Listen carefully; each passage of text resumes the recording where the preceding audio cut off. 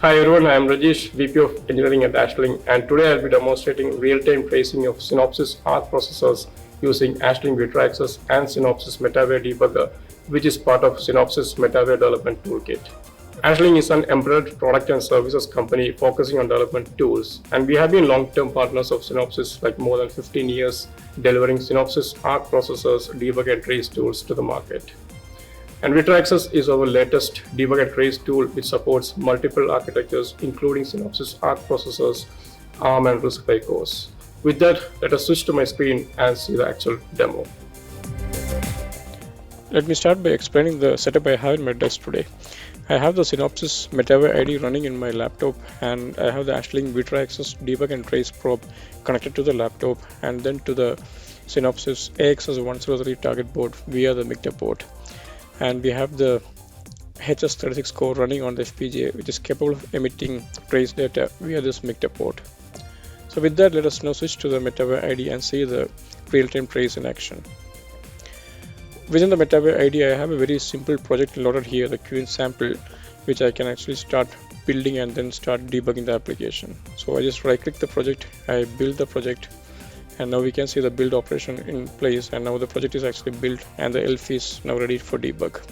To debug the application, it's actually downloading the application to the target and then debugging and tracing it. We take the debug configurations and we create a new CCPP application launch configuration, and we can see the ELF being auto selected here, and we can switch to the debugger tab where we have all the debug probe and trace settings. Within the debug tab, we can switch to the target selection pane, under which we can choose the target and the debug probe type. Under the target, we can switch from simulator to the hardware, which since we are debugging on the hardware. So we switch to hardware here, and within the connection type, we can see the different props mentioned here, and within that we can choose the Ashling Vitra-XS and Vitra-XS debug and trace probe. And once the Vitra-XS debug and trace probe is selected, everything is set by default and it is pointing to the default Vitra-XS driver location. Ensure this is being pointed to the right location in your machine.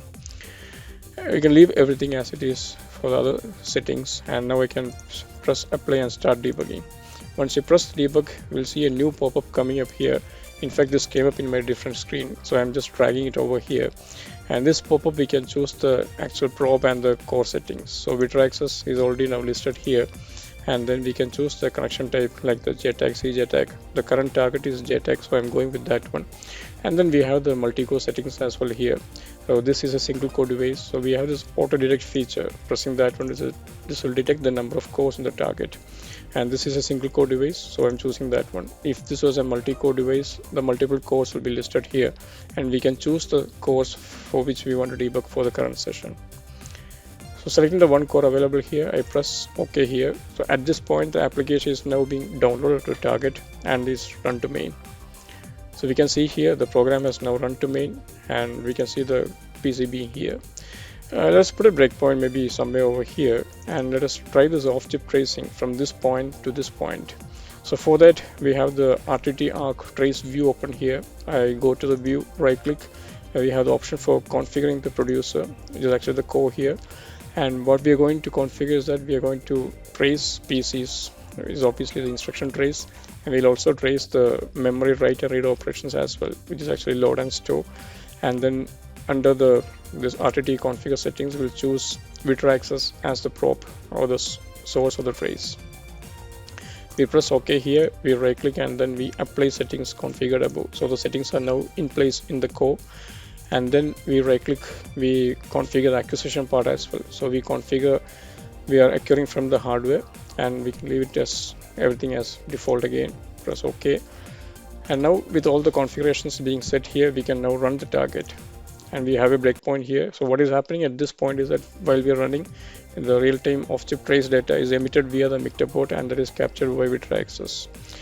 Now we can go right click here. When we press accurate trace data, we should be actually seeing the actual trace being captured and decoded and displayed in the trace view here. So we can see the entire instruction trace as well as the load store operations as well here. Now if I double click on any of the trace view, you can see the other views being opened here. We can see the instruction history disassembly here, where we'll see a history of all the instructions being executed. We'll see a source mapping as well here. Within the trace view, there are other features like instruction step backward, which actually a playback feature where we can actually walk through the instructions being actually executed from instruction level. Likewise, we have a statement step back feature as well, where a high level step back or playback feature is available. So in summary, what we saw right now is that we are seeing the off-chip, real-time off-chip tracing happening. The trace data being emitted via the mixer port, and they are captured by the MID here using the Ashling Vitra-XS debug and trace probe and displayed here. You can also see the output of this application here. So maybe I'll put a breakpoint somewhere here. I'll just run the application. So it's a kind of a semi-hosting feature as well. The Queen's application output being printed in the console as well. So with that, I'm terminating my session.